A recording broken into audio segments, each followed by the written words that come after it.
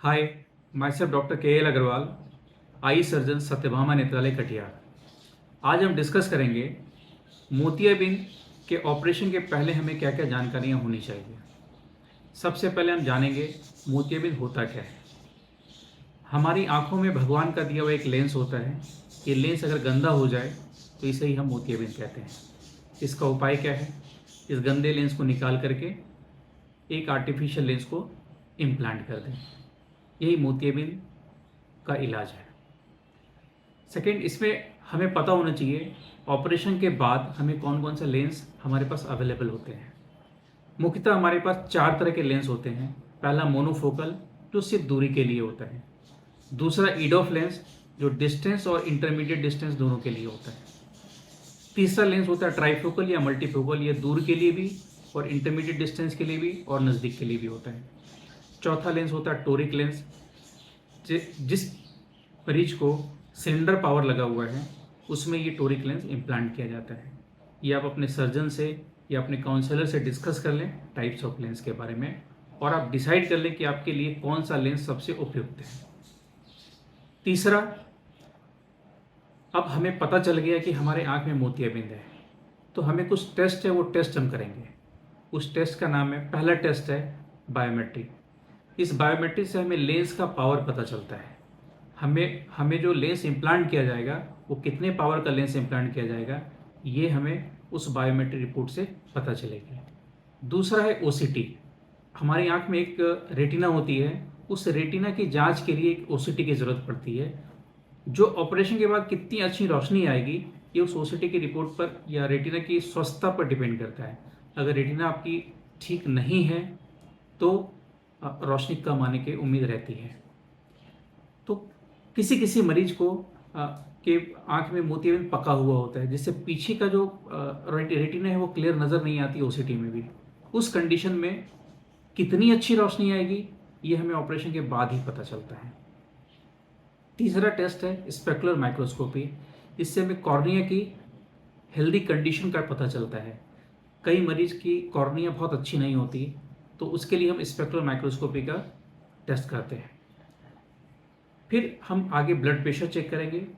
Blood pressure operation के लिए उपयुक्त blood pressure 140/90, systolic 140 and diastolic 90 तक होने से हम ऑपरेशन कर सकते हैं।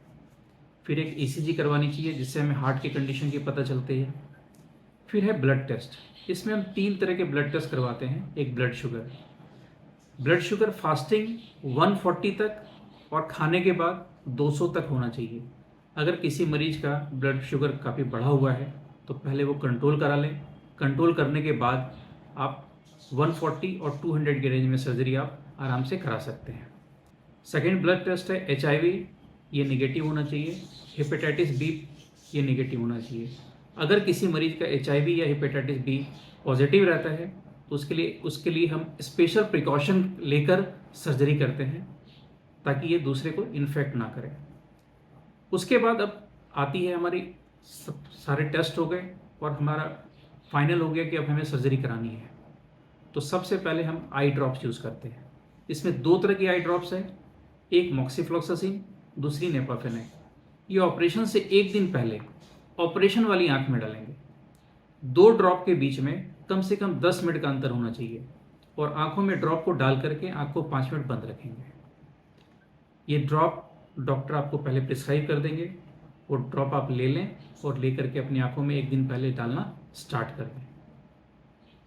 अगर आप किसी क्रॉनिक डिजीज़, कोई हार्ट की प्रॉब्लम, लंग की प्रॉब्लम या अदर कोई प्रॉब्लम से आप जूझ रहे हैं, उसकी दवा ले रहे हैं, तो सबसे पहले आप फिजिशियन फिटनेस ले लें। फिजिशियन फिटनेस से हमें पता चल जाएगा ऑपरेशन के दौरान आपको कोई परेशानी तो नहीं आ सकती है। अगर आप कोई खून पतला होने की दवा ले रहे हैं, आप हार्ट के पेशेंट हैं और खून पतला होने की दवा ले रहे हैं, तो उस जैसे इकोस्पोरिन है या क्लोपिडोग्रेल है, इस दवा को, इस मेडिसिन को आप अपने डॉक्टर की सलाह से, पहले आप डॉक्टर की सलाह लें, अपने फिजिशियन की सलाह लें। उससे सलाह लेने के बाद ऑपरेशन से 3 दिन पहले आप बंद कर दें। अदरवाइज अगर हम ये दवा लेते हुए अगर ऑपरेशन करते हैं तो ऑपरेशन के टाइम में आपकी आंखों में ब्लीडिंग हो सकती है, एक कॉम्प्लिकेशन होने के चांसेस हो सकते हैं। अगर आप ब्लड प्रेशर की दवा ले रहे हैं और शुगर की दवा ले रहे हैं, तो ऑपरेशन वाले दिन आप कंटिन्यू अपने ब्लड प्रेशर की दवा लेते रहें। लेकिन ऑपरेशन वाले मॉर्निंग में, जिस दिन आपको ऑपरेशन करने के लिए बुलाया गया है, उस मॉर्निंग में आप शुगर की दवा ना लें, क्योंकि ऑपरेशन एक स्ट्रेस है, उस स्ट्रेस में आपका शुगर लो हो सकता है। इसलिए हम उस मॉर्निंग में शुगर की दवा को अवॉइड करते हैं। फिर जब आप जिस सुबह में आपके ऑपरेशन होना है, उस ऑपरेशन में आप सुबह में आप अपना शावर ले लें। अगर कोई महिला है, अच्छे से बालों को शैम्पू कर लें। शैम्पू करने के बाद आप लूज साफ कपड़े पहन लें, कोई ऑर्नामेंट्स नहीं पहने। स्पेशली फेस पे, नाक पे कोई अगर महिला है तो कोई ऑर्नामेंट्स ना यूज़ करें। उसके बाद आप कुछ, जितनी भी आपको ड्रॉप्स प्रिस्क्राइब की गई है, वो ड्रॉप्स को आप अपनी आंखों में डालें। कुछ खाने के लिए आप सुबह में लाइट ब्रेकफास्ट कर सकते हैं, जैसे 2 सूखी चपाती खा सकते हैं, सब्जी खा सकते हैं, हल्का दूध ले सकते हैं, दूध ब्रेड ले सकते हैं, सत्तू या हॉर्लिक्स ले सकते हैं।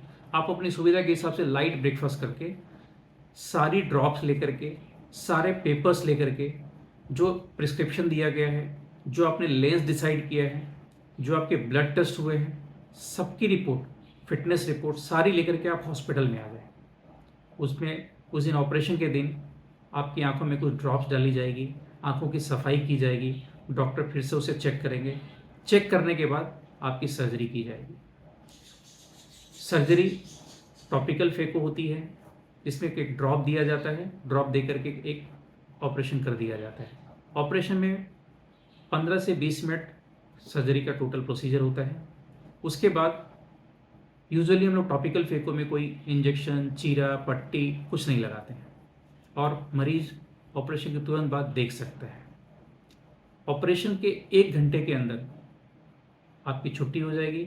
आपको प्रॉपर एडवाइस दी जाएगी, कैसे आपको आंखों की सफाई करनी है, कैसे कौन कौन सी ड्रॉप इस्तेमाल करनी है, ऑपरेशन के बाद आपको क्या क्या परहेज़ करना है, वो सब आपको जानकारी दे करके हॉस्पिटल से छुट्टी कर दी जाएगी और आप ऑपरेशन से 1 घंटे के बाद आप अपने घर जा सकते हैं।